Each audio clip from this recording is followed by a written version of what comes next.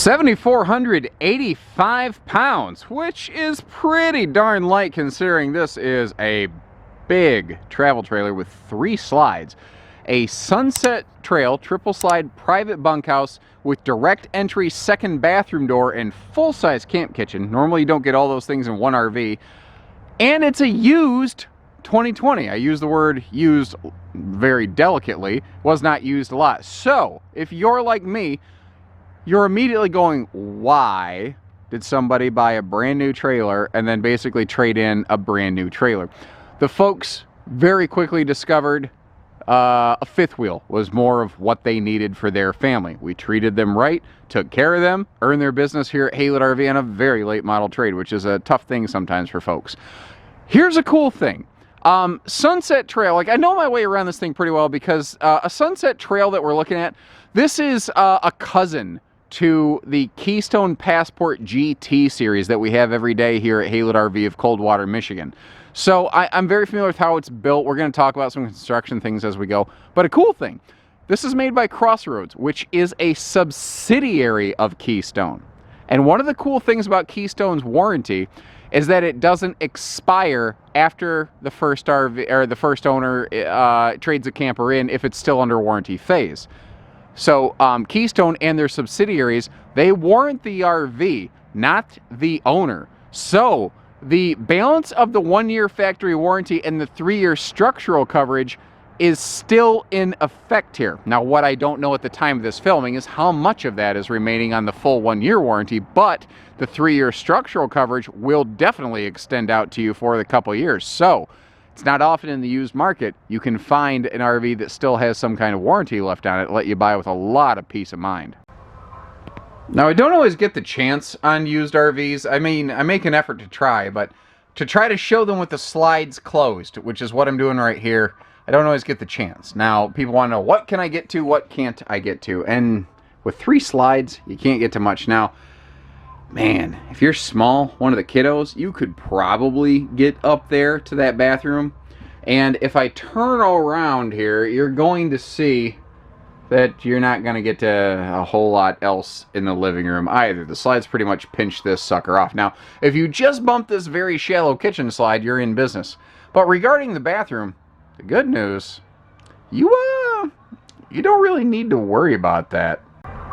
Because out here, next to this camp kitchen, you've got yourself a second entry door that goes straight to the bathroom. So if you do need to get in here and do, you know, your business, do the you can. Now, if I come in here and I kick this on, you see from here we can also access the bunk room. So you do have a measure of sleeping available in transit. Is the whole RV accessible? No, not even close. But you can do some things like you could get in here for traveling. You could open up the cabinets. You could throw all the kids' duffel bags. You could pack this sucker up. You could do the majority of your packing by only opening the kitchen slide. Maybe bumping the living room super slide. But you don't even need to open the slide back here to get all that stuff done. Okay, so we get the slides open, so we got plenty of room. We can get to everything. What do we got? I got a good-looking, sharp trailer. And again, the biggest thing is folks just didn't really use this. It's a used trailer, but it is about as like new as one can possibly come. The dining area here, there's some extension drawers down below those seats. Maybe I'll get those cracked open as we come back through the kitchen. But something I want to point out. Here in the kitchen, like you see, the main kitchen proper has solid surface counters. Everything else, even the dining table, has a sealed edge pressed membrane, including that right there. Now, it's also neat. You notice how it's not a conventional pedestal table? When you see these single leg adjustable height peg things right here, people always use the same word, cheap. And cheap, despite consisting of 5 letters, often feels like a 4-letter word to people. The thing is, that's probably one of the smartest things they could have done right there. Because now, that's as close to a no-knee knocker as a dinette could possibly get. That'll fold down into a sleeper. Over here, you've got the tri-fold sleeper sofa, which folds down into a much, much larger bed, which is nice. That TV can also pivot outward. So you've got an easy viewing entertainment center right there. I wouldn't, like, I look at this and I think to myself, why didn't they put a window on the side of that slide right there? And then I remember directly on the opposite side of that slide out is the bunk slide, and you wouldn't really get any airflow in there anyway. So, you know, yeah, like a window would feel nice, but it wouldn't do any good. So it kind of makes sense that they didn't put it there. Vaulted ceiling, giving us plenty of room here. We didn't build this. I don't have the original spec sheet, but a big trailer like this, I'd be shocked if that's not a 15,000 BTU air up there. Over here in the kitchen area, we'll get everything open in the kitchen in a little bit. I just want to give you a quick once-over on it. But you see, again, solid surface counter, big stainless farm sink, plenty of easy reach appliance outlets. That's something else that they've done very, very well here. Let's move back to the private bunk room, and this is one heck of a private bunk room. Now remember, you can get to it from the half bath from the outside or directly here, and it is fully private. You do have a door that closes. That is one of them flip them up, flip them down, lock them up, 300-pound rated overhead bunks right there. And down below we have ourselves a bifold sofa, which can fold down into a bigger sleeper, or obviously a daytime seating space. And there's a nice chunk of easy access open storage below it. Great for the kids' shoes. Man, that's perfect. Now over here on the opposite side, you have what I call a big kid bunk with the larger upper bed and ladder to get us up there. You can see how that's nice and deep and wide. Great for kids to sleep kind of corner to corner. You know, entertainment center directly across from the bunks. You can see how as deep as that entertainment center is, that's how deep these cabinets are. And I thought I'd give you a quick little look at the dresser right here.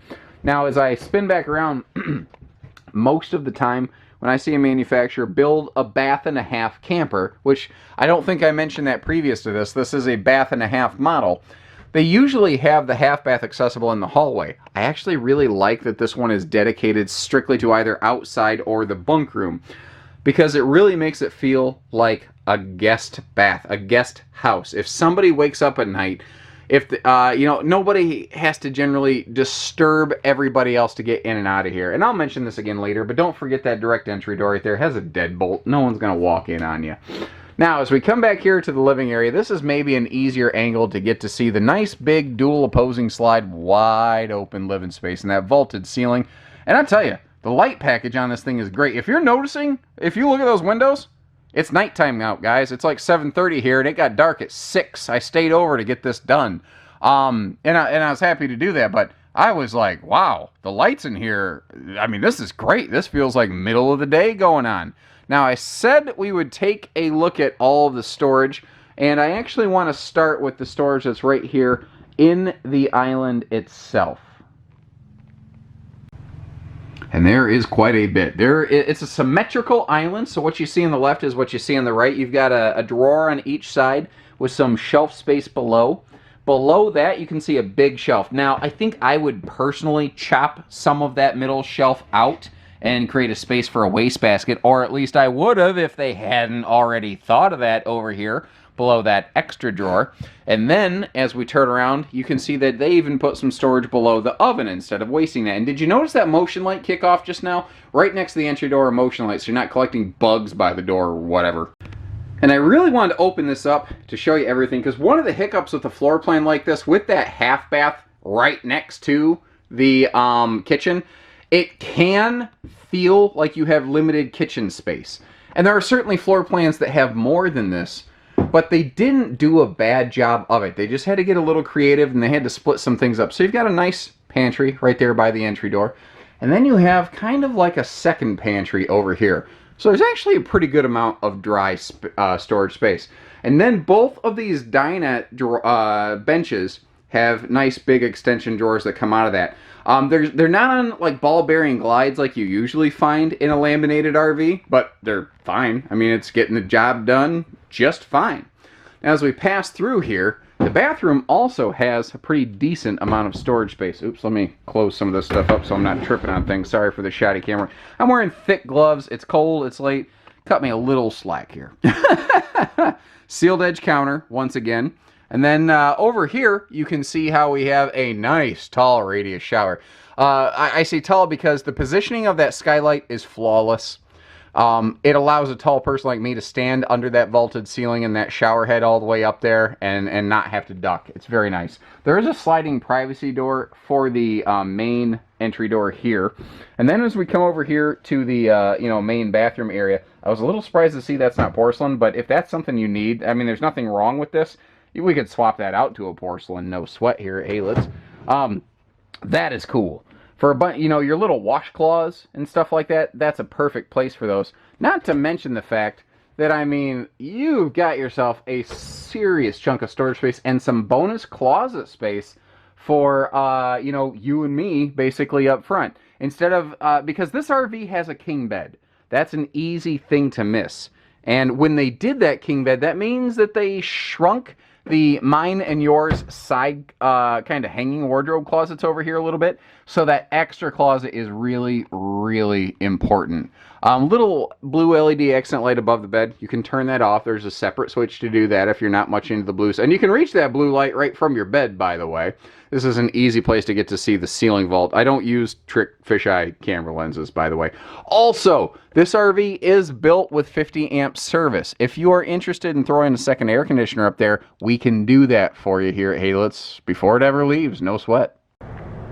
Very nice pass-through storage under that front bed as well, and you can see the heavy use of aluminum structure going on here. Again, being a cousin to something like a Passport, not identical. We're going to find a lot of similar features and qualities here. The build is very, very similar. There's more similarities in the build between them than not. They come out of different factories. They have different designers, so they have different aesthetics, maybe different features and tweaks on their layout, but they accomplish a lot of the same things. Sometimes people go, why do you carry brand X and not brand Y? Well, probably because we already got something that's very, very similar. You may have noticed the slam latches and the magnet catches there. If you've got a good eagle eye, because we are starting to lose the light. Actually, Haylett RV closed about an hour ago. I've had a busy day, and I stayed over to get this done. That's just kind of the thing that we do at Haylett's. We're a family-owned place. My father is Mr. Haylett. He taught me right. I take care of folks, and sometimes that means you put in some extra time. Thankfully, I have a very supportive home structure who allows me to do things like that. But back to the point.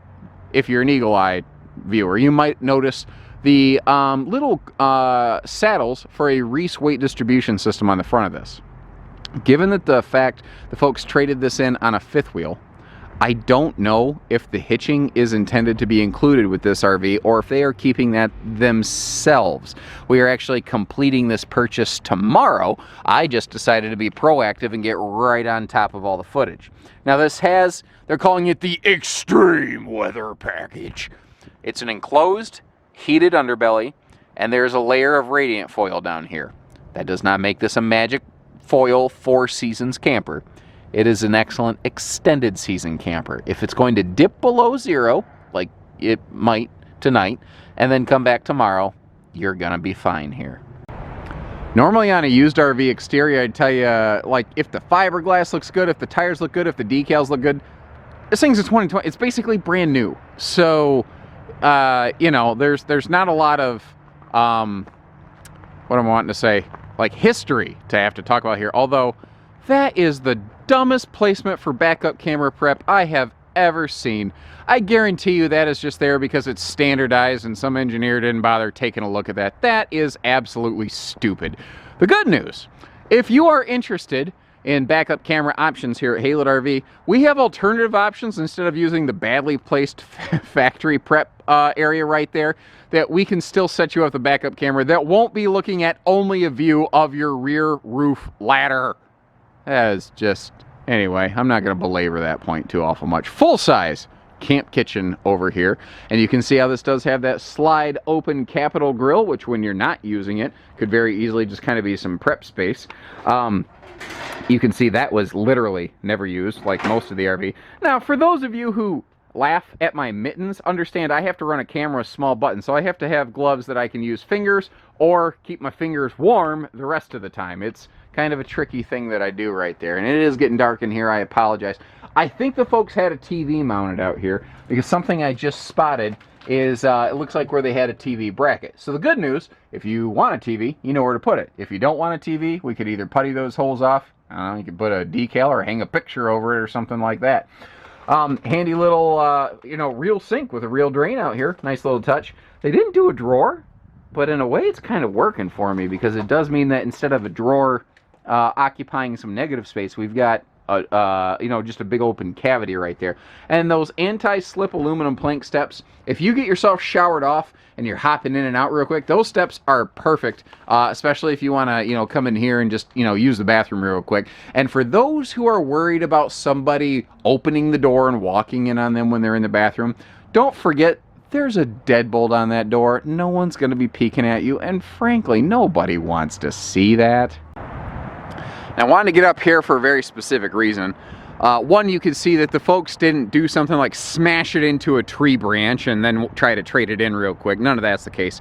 It looks brand new up here. But the other thing is there's a ladder on the back because this has a walkable roof. Sunset Trail in years past did not always have a walkable roof, but there were a couple brief periods where they still offered a ladder to a non-walkable service roof, which isn't entirely pointless, but it is a logic disconnect that most clients like yourselves are not accustomed to seeing in the RV industry. And I wasn't joking. It's getting late out here. You can see how I'm the last guy here. I have to go inside and shut the lights off, I think. So if you appreciate the extra effort, the willingness to spend a little extra time on things, imagine what we would do for you given the opportunity to actually meet you. Not just present this information, but actually get the chance to shake your hand. We bend over backwards for folks here, ladies and gentlemen. All we need is the fair opportunity to earn your business. And I don't care if it's a trailer, fifth wheel, new, used, toy hauler, horse trailers, cargo trailers, cars, trucks, SUVs. Chances are, if it's on wheels, we have it here at Haylett RV of Coldwater, Michigan. So, take care, stay safe, have fun, and happy camping, everyone. I'm going to go shut the lights off.